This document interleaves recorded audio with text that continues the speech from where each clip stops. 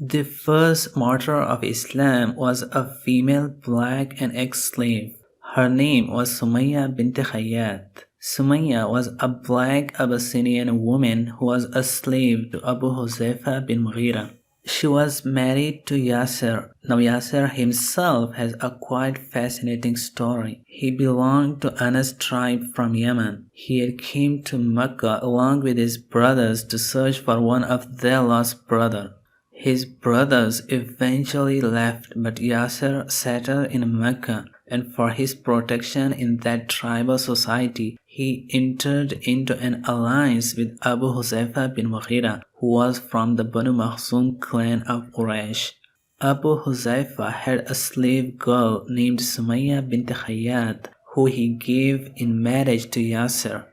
They had 3 sons named Horais, Abdullah, and Ammar.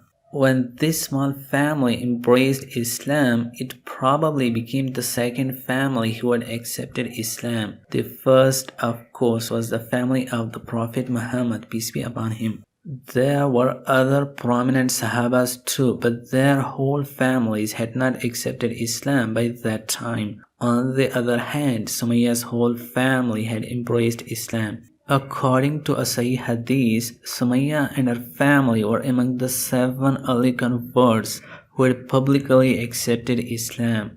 The polytheists of Mecca showed great enmity to everyone who had accepted this new religion of one God. Banu Makhzum, who were leading the Quraysh in its war against Islam, couldn't possibly accept the fact that one of their ally, their freed slave, has also accepted Islam. The unfortunate thing was that Summayyah and her family did not have any tribal protection. They were not native to the Mecca. Summayyah was an ex-Abyssinian slave and her husband was from Yemen. Without any tribal protection, they were on the mercy of Quraysh. Amr ibn Hisham, also known as Abu Jahl, who was the leader of Banu Makhzum clan, was severely persecuting the Summayyah and her family for accepting Islam. He would take Sumayyah's family outside to the open desert in the hot weather of Mecca.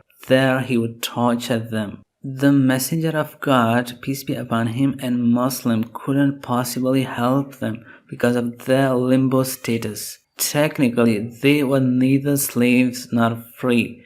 It's because the freed slaves owed their allegiance to their former masters, a tradition in Arabia called as Mawlat. Summayyah was the Mawla of Abu Huzaifa, which meant that she was freed by Abu Huzaifa.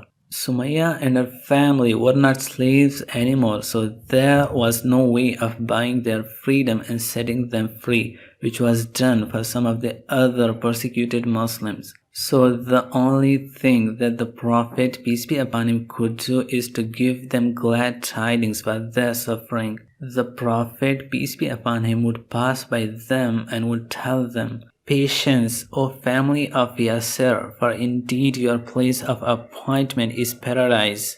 Abu Jahl wanted to make an example out of them. He wanted them to convert back to polytheism. When Abu Jahl realized that he is not achieving the results through physical torture, he tried to use a psychological warfare by saying to Summayyah, "Your husband is about to die. You believe in Muhammad only because you are in love with him for his beauty."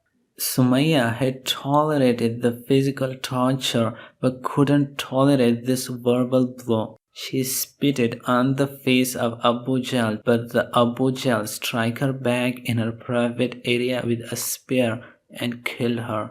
This made Summayyah the first martyr of Islam who was killed by the staunch enemy of God, the pharaoh of this ummah, Abu Jahl. Shortly after Summayyah, her husband Yasser also died, making him the second martyr in Islam.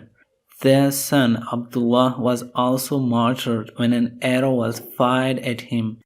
This small blessed family was survived only by Ammar ibn Yasser. Her killer Abu Jahl later died at the Battle of Badr, and the Prophet, peace be upon him, said to Ammar, "Allah has killed your mother's killer."